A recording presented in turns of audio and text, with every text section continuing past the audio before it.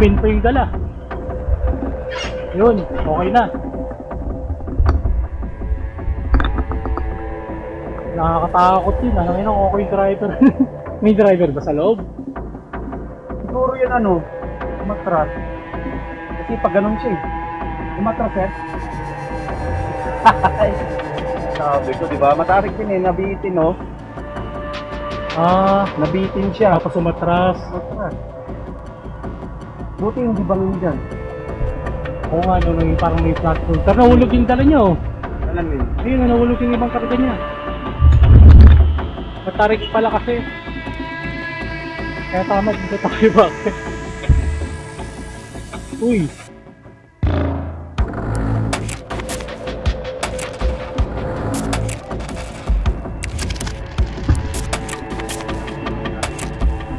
Walapasan lang natin yung truck. Okay na sir, no? Tayo.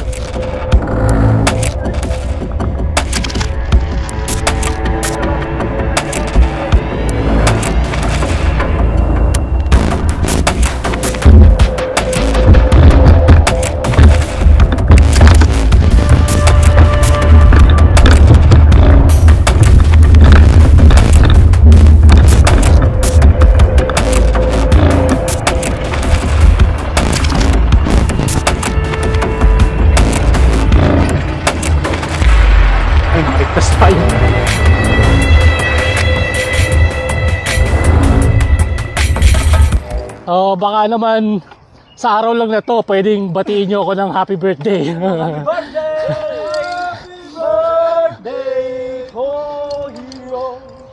So bukod doon, sa mga nabate ng mga kasama natin, baka pwedeng comment nyo naman, happy birthday, kahit yun lang. Pa-comment lang ng happy birthday. At tara, Maliko. Yung nakita ko, 50 kilometers from pinanggalingan namin, tama ba? Tama, Qualsik. Barangay Qualsik. Ayun. Let's go!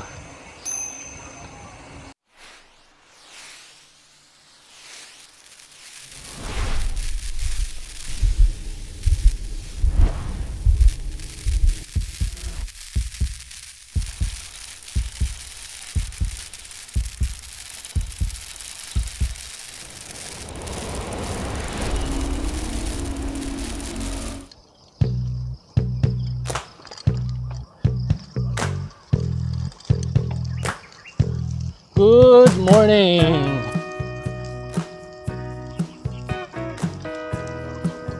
Nandito tayo ngayon sa may Villasis. Galing tayo ng farm ni Henry Pops at ni Omar para sa kanyang birthday celebration. Kwento ko lang ng mabilis yung nangyari for the past 24 hours. Sabay kami ni Brian na pumunta dito. Nagbus lang kami papunta ng Dao para kitain si Mike. At from there, umadyak na kami hanggang dito sa may Villasis, Pangasinan. At ngayong araw na to, bagong lugar para sa akin. Pupunta kami ng Maliko. Woo! Base dun sa nabasa ko kahapon mas mataas siya kaysa sa Baguio City. Parang 1.675 meters ang Maliko. Baguio City is 1.475 meters, or yun, tama. So tignan natin kung kakayanin ng Maliko. Kahit na hindi na tayo kasing kondisyon katulad ng dati. Let's go! Samahan nyo kami sa adventure na to. Sigurado ako marami na naman tayong magagandang views na makikita habang umaakyat. Ito, mga kasama natin sa araw na to. Si Omar oh. First time natin makakasama sa ride. Si Michael.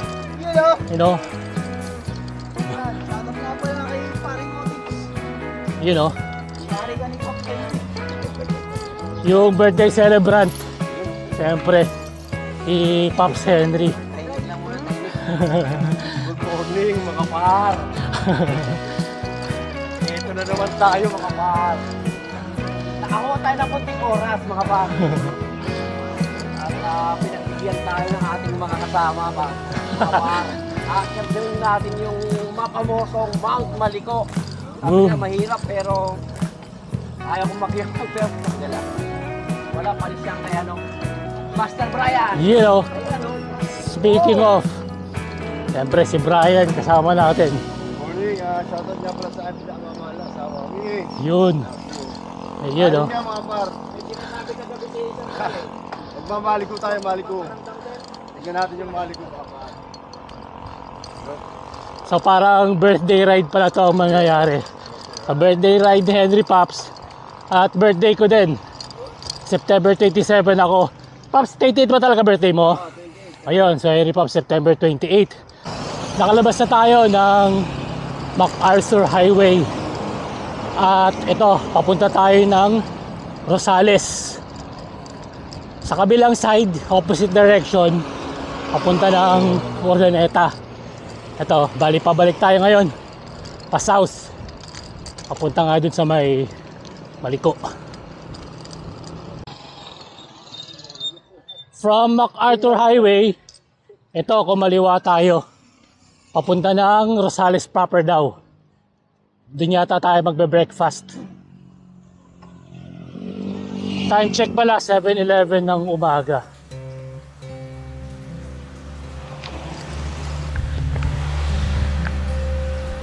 Update lang. Kakatapos lang namin mag-breakfast.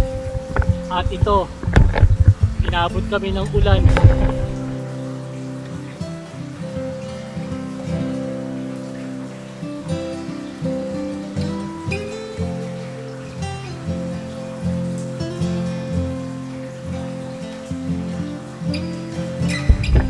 Ito nga pala, kasama natin si Ninong Otits para bigyan tayo ng update. Nga mga par, nagbabalikan din yung audio. Bali, dito namin sa paan ng maliko. Malapit na kami. So yun, update natin na mamaya mga par. Ayun to. Kinuun namin kahit basa mga par. Kasi baka maliit kami dun sa ano eh. Sa oras na gusto namin matapos eh. So siguro tansya ko mga 30 minutes nasa kanan na kami ng Mount Maliko. Ayun o. Oh, mga par, so update ko yung mamaya. Woo! Panis.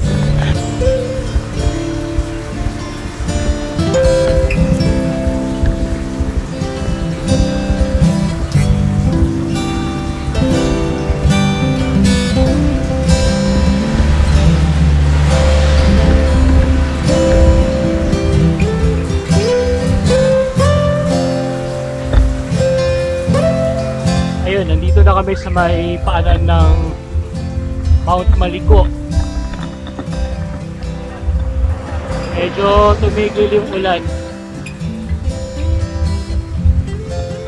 Ayun o, hindi ko alam kung nakikita sa camera.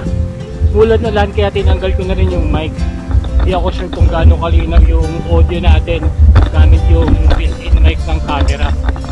At ito, ewan ko kung nakikita nyo na yung mga bulubundukin na pupuntahan namin. Again, ang elevation niya is 1,675 daw. At maulap sa taas.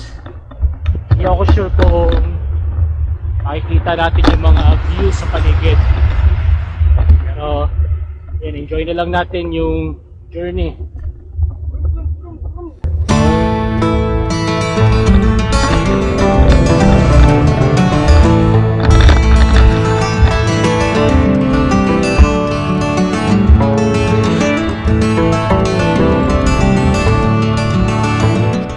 Mukhang nakapasok na nga tayo dito sa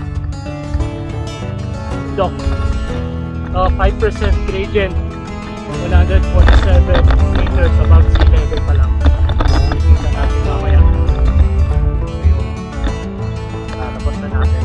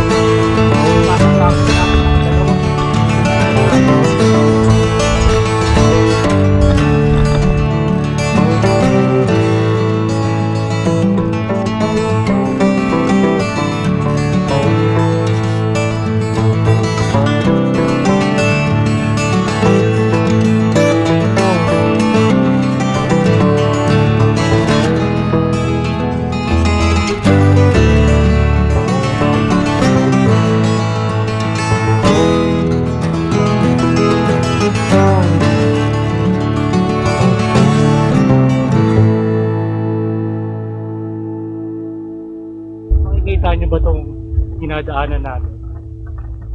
Solid, ganda. Diba? Yan ang binabayaran sa mga ganitong hobby. Ayan o. Kita nyo ba yan? Feeling ko tatalunin nito yung favorite climb ko, which is Kabyang. Tapos sama mo na yung Jariels. Dito ang ganda palang, Bukana pa lang daw kami, sabi ni Omar. Banda dun daw mas maganda pa raw. So exciting. Feeling ko ngayon lang ulit tayo aakyat after ng mga, siguro matatawag natin na hiatus yun. Na tamang takbo lang, maintenance lang, buhat-buhat, boxing, muay thai, pero di tayo nakakapag-focus na sa ensayo these past few weeks or months even. Eto, chill ride lang tayo, Omar, ha? Yes, sir! Wala nang ibibilis. Ayoko magpapagod muna kasi sa totoo lang medyo wala na yung gigil ko pagka umaakyat, hindi katulad nung dati. Pero syempre ang pinaka binabayaran dito is yung wala yung bike ko.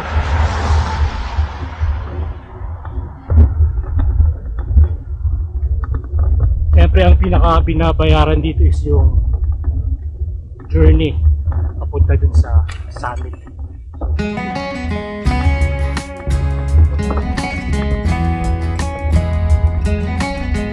Oh.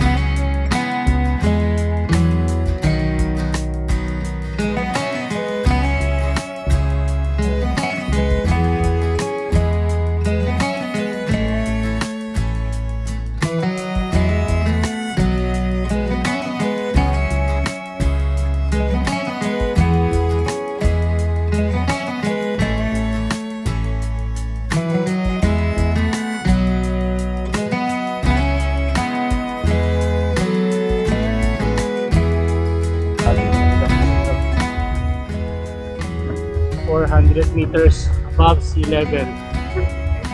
Cheap ride pa rin tayo. At kanina pa busog na busog yung mga mata namin dito habang umaakit. Grabe ito. Ganyan naman yung paligid namin. Kung umaakit kayo, ganyan yung nakikita nyo. Sabi ko nga, overcast ang panahon ngayon. Pero okay naman. Para kang nasa ghost forest dahil sa mga fog. Solid.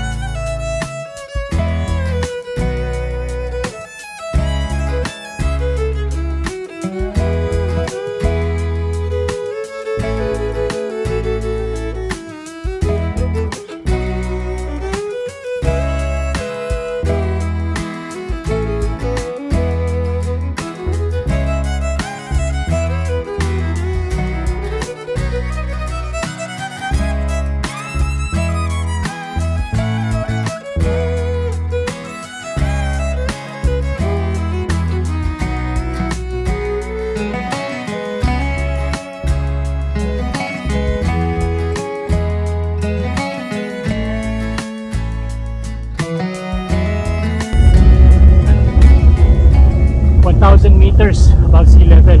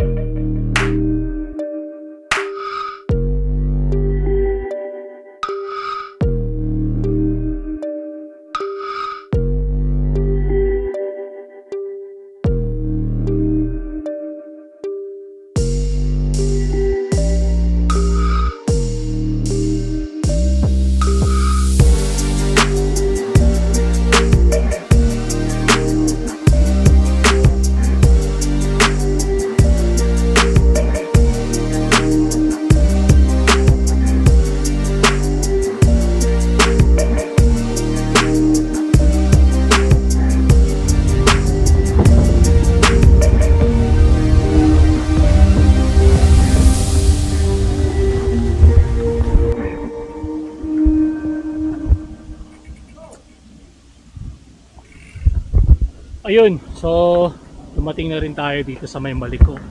Kung nakikita nyo yung paligid, fog, so wala kaming makita kasi nagsabay yata yung temperature na cloudy or yung weather na cloudy, so overcast, madilim, may ulan.